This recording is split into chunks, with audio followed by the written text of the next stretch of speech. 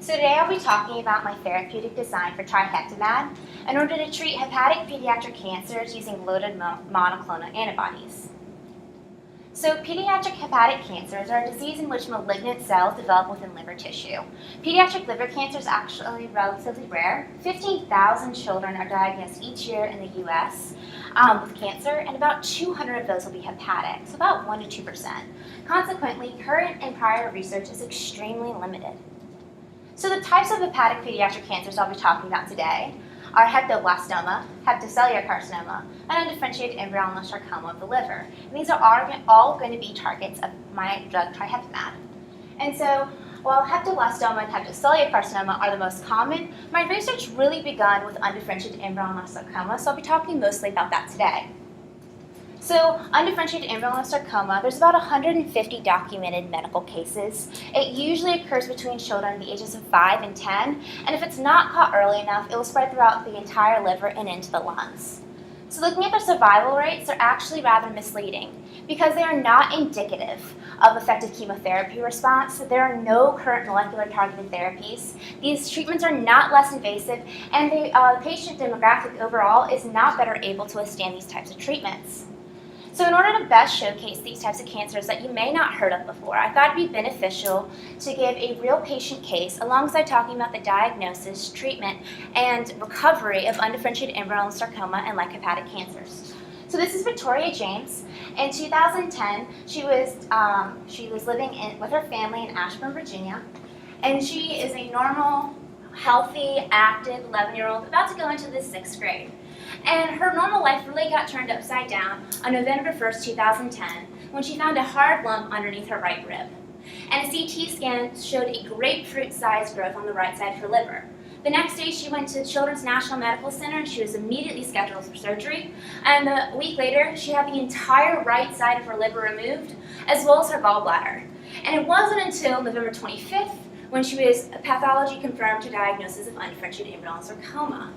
And so the prognosis, what kind of prognosis can we look at with children diagnosed with these types of hepatic cancers? And it's primarily based on the physical characteristics of the tumor. But when we look at the common treatment plans, it's surgery and combination chemotherapy. But we can see what makes a better prognosis versus a worse prognosis. It has little to do with the patient's response to combination chemotherapy and everything to do with the surgeon's ability to physically remove these malignant cells. So if the tumor is not well defined, if there's incomplete removal of the tumor during surgery, if it's inoperable, or the cancer's metastasized, the prognosis is extremely grim. So why?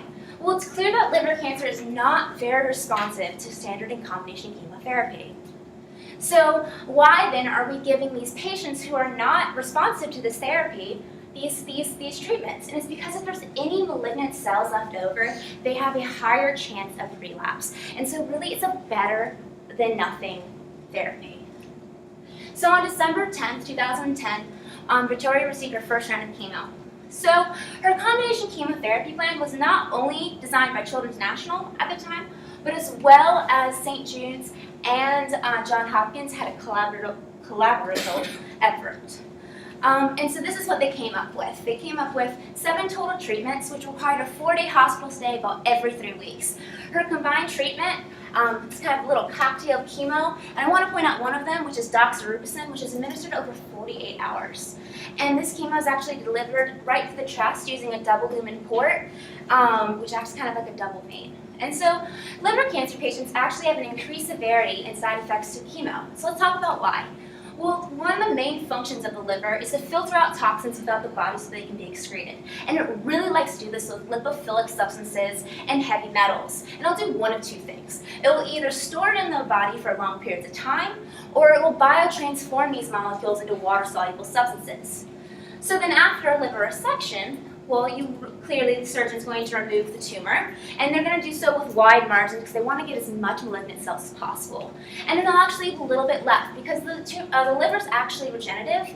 So hopefully this amount right now is not ideal, but hopefully we can grow it back for a full liver function. And so, however, we don't want to wait very long until we give a chemotherapy because we fear relapse. So when designing a chemotherapy or giving chemotherapy, you really want something that's going to be distributed to the tissue. And so you need a drug that's going to be hydrophilic, nonpolar, aka these lipophilic substances.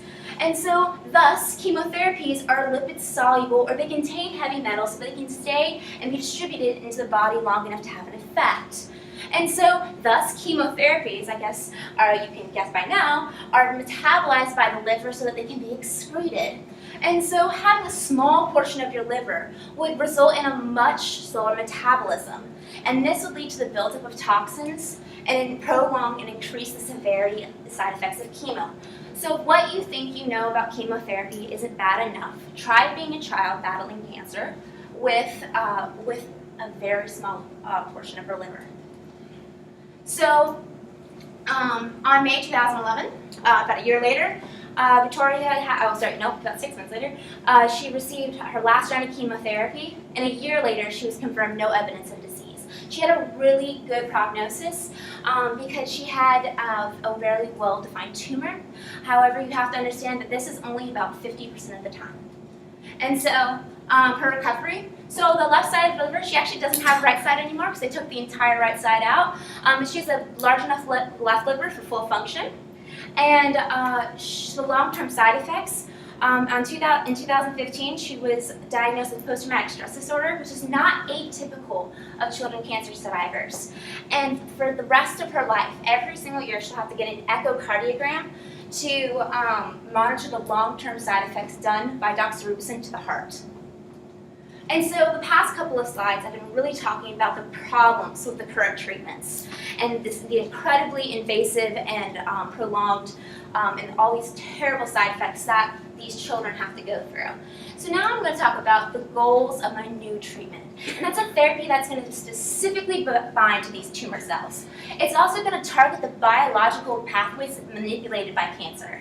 And it's going to also, if a chemotherapy is used, it's not going to be metabolized by the liver, so we're not going to have to build up these toxins.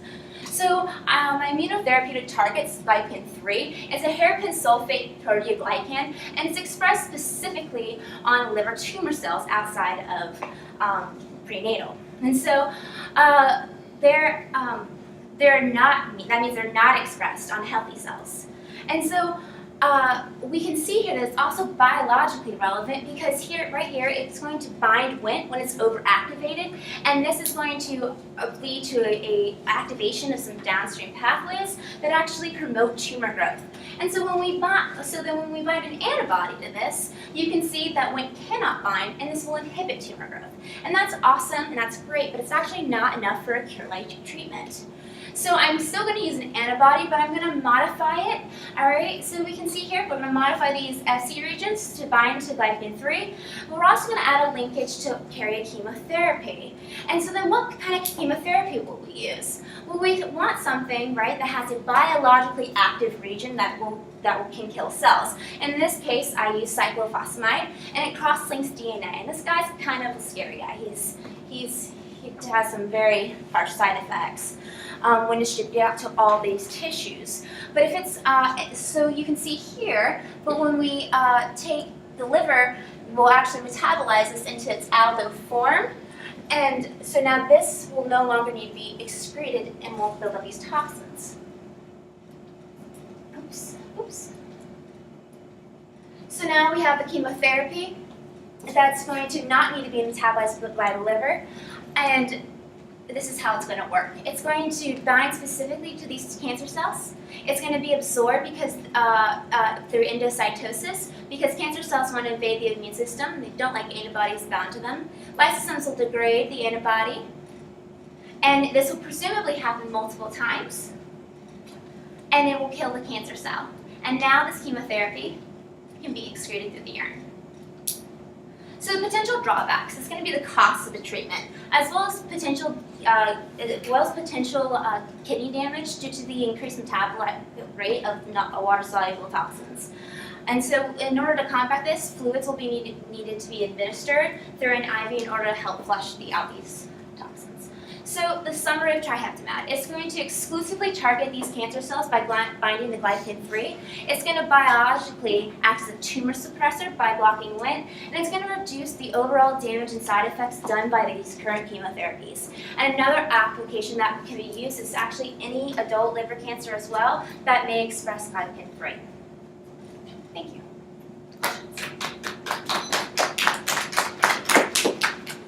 And my thing stops. I actually don't know. Yeah. So you said that people get part of their livers removed. On your new approach, you have a chemotherapy bound to your antibody. What ways did it get? How is that new chemotherapy, that new chemo, the thing bound to the antibody that not going to harm the liver? Okay, great question. So, excuse me, it's because, and I can probably push this back.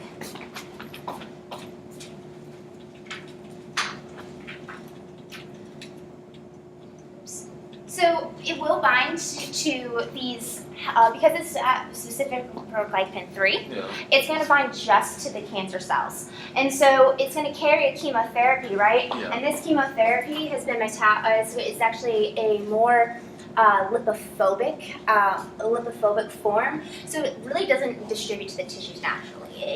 That's why the antibody's there, because it's using it as a direction, like a little cart or a car.